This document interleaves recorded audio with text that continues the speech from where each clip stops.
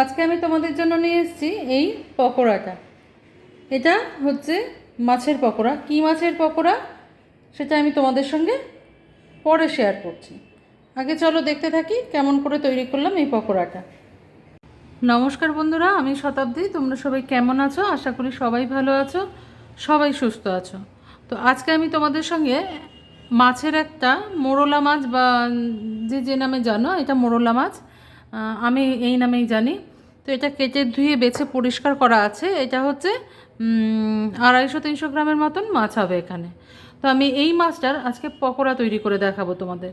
কেমন করে মোরলা মাছের পকোড়া তৈরি করতে হয় সেটা তোমরা আজকে শিখে নাও।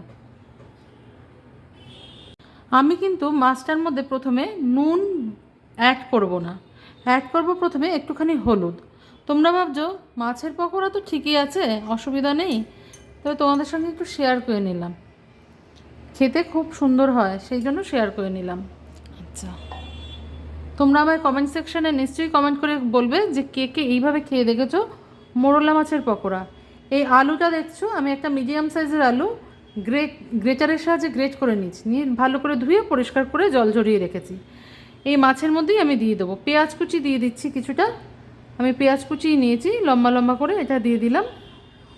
সব একবারই আমি অ্যাড করে দেবো, এখানে কিন্তু জলের প্রয়োজন হবে না।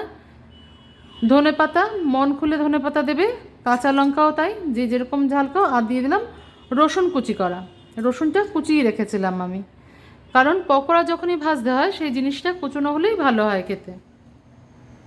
1 চামচ শুকনো লঙ্কার গুঁড়ো, ছোট ছোট চামচ, দেখো বেশি বড় না। আর দিয়ে দেবো সেই ছোট চামচেরই 1 চামচ কালো জিরা। দিয়ে দেবো একটু কাঁচা সর্ষের তেল।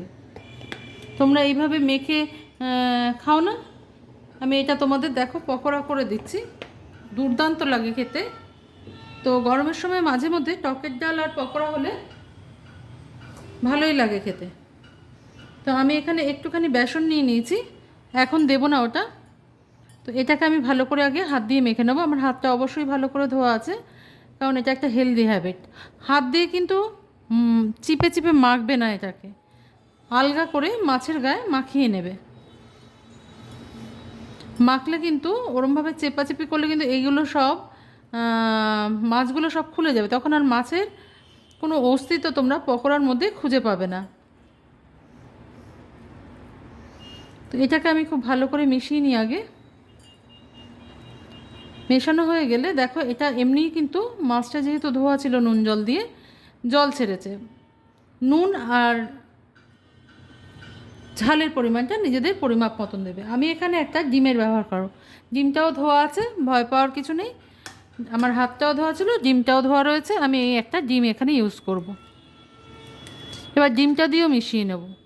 তোমরা অনেকের মনেই প্রশ্ন জাগতে পারে, তাহলে তো আমরা সব কিছু একসাথেই মিশিয়ে নিতে পারি না, তাহলে ভালো করে মেশে না। সব জায়গায় সমানভাবে জিনিসগুলো মিশতে হয়, তাহলে ভালো লাগে। তো আমার এটা মেশানো হয়ে গেছে। এবার আমি যতটুকু বেসন নিয়েছিলাম সেটুকু আমি মিশিয়ে নেব, প্রায় 2 টেবিল স্পুন মতন। তো এটাকেও মিশিয়ে নেব। এটাকে মিশিয়ে নিয়ে আমি তোমাদের বলছি বেশিক্ষণ রেখে দেবে না, কিন্তু ভেজে ফেলবে। নাহলে আমি তো এখন দেখো নুন অ্যাড করা হয়নি এর উপরে, তোমরা চাইলে পরে মানে ভাজার পরে উপর থেকে বিট নুন ছড়িয়ে দিতে পারো, অথবা ভাজার আগে আগে মুহূর্তে একটু নুন অ্যাড করে নিতে পারো। আমি না এটাকে কিছুক্ষণ রেখে দেবো, এই কারণে আমি দেখবো এর থেকে আর কতটুকু জল বেরোচ্ছে। মাছটা কিছুক্ষণ মেখে রাখার পর আমি দেখলাম এতে একটু বেসন অ্যাড করতে লাগবে। তো আমি একটুখানি বেসন দিয়ে দিলাম, আর একটুখানি হলুদ অ্যাড করে দেবো, সামান্য একটু 1 চিমটি। আর এখন আমি যেহেতু বড়াটা ভাজবো সেহেতু অ্যাড করে দেবো সামান্য একটু নুন। বেশি নুন দেবে না, পকোড়ায় বেশি নুন হয়ে গেলে কিন্তু ভাল লাগে না খেতে। ওদিকে আমি কড়াইটাও গ্যাসে চাপিয়ে দিয়েছি। আচ্ছা, আরেকটা কথা বলে রাখি, যারা আমার চ্যানেলে ঢুকছো অথচ সাবস্ক্রাইব করছো না, তাদের কাছে আমার অনুরোধ রইল, তোমরা একটু সাবস্ক্রাইব করে দিও চ্যানেলটা। আর আমার নতুন বন্ধু, পুরনো বন্ধু, সবাইকে অনেক অনেক ধন্যবাদ আমার পাশে থাকার জন্য। নমস্কার বন্ধুরা, আমি শতাব্দী। তোমরা সবাই কেমন আছো? আশা করি সবাই ভালো আছো, সবাই সুস্থ আছো, আর গরমে অনেক বেশি বেশি করে জল খাচ্ছ। দেখো আমি কড়াইটা গ্যাসে বসিয়ে দিয়েছি। এবার তোমরা তোমাদের প্রয়োজন মতন আর সুবিধা মতন তেল ব্যবহার করবে। কি তেল দিয়ে ভাজবে সেটা তোমরা ব্যবহার করবে। আমার মনে হয় মাছের জিনিসটা সর্ষের তেলে ভাজাটাই বেশি বেটার, তাহলে একটা বাঙালিয়ানার গন্ধ থাকে। যাই হোক, আমি একটুখানি সর্ষের তেল দিয়ে দিলাম, আর একটুখানি এর সঙ্গে সাদা তেল যোগ করে দেবো। তাহলে হবে কি, সর্ষের তেলে যে ঘনত্বটা একটু পাতলা হয়ে আসবে, তাতে আমাদের একটু ভাজতে সুবিধা হবে। একটুখানি সাদা তেল আর একটুখানি সর্ষের তেল আমি মিক্স করে দিলাম। আচ্ছা, এর মধ্যে যেটা তোমাদের বলা হয়নি সেটা হচ্ছে,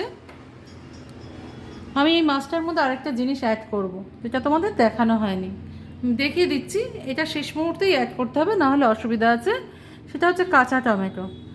কাঁচা টমেটোগুলো দেখো আমি এরকম করে স্লাইস করে নিয়েছিলাম। এই কাঁচা টমেটোটা আমি মাছের সঙ্গে মিশিয়ে দেবো, মিশিয়ে ভালো করে মেখে নেব। তেলটাও গরম হয়ে এসছে প্রায়। তো এই টমেটোটা তোমরা যদি মাছের সঙ্গে অ্যাড করে ভাজো, অপূর্ব হয় খেতে। সেই জন্যই বললাম, এই টমেটোটা দিয়ে তোমরা মাছটা এরকম করে মেখে নেবে। অদ্ভুত অসাধারণ হয় খেতে। একবার অবশ্যই ট্রাই করবে তোমরা বাড়িতে। আর যারা করে থাকো বা খেয়েছো কখনো, আমার মনে হয় না কেউ কখনো খেয়েছো এটা, তো একবার চেষ্টা করে দেখো বাড়িতে। ভালো লাগলে কমেন্ট সেকশানে বলো যে ভালো লেগেছে তোমাদের। না ভালো লাগলেও কমেন্ট সেকশানে কমেন্ট করে বলো যে তোমাদের ভালো লাগেনি। কোনোটাতে কোনো অসুবিধা নেই। ভালো লাগলে লাইক দিও, ভালো না লাগলে ডিসলাইক করবার অধিকারও তোমাদের আমি দিয়েছি। আচ্ছা, এবার আমি কি করব, যেমন করে পকোড়া ভাজে না, ভারী হয়ে গেছে বাটিটা। আচ্ছা দেখো, এরকম করে আমি একটু একটু করে নিয়ে, পকোড়া তো একটু এরকম করে ভাজে, আমি এরকম করেই ভাজবো।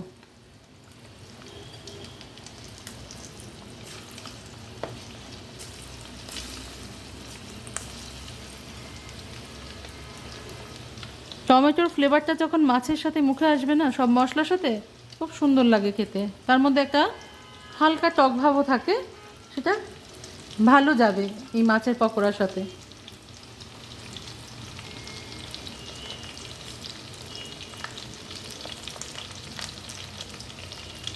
তো এটা দেখো এক পাশটা হলে তারপরেই কিন্তু উল্টাবে।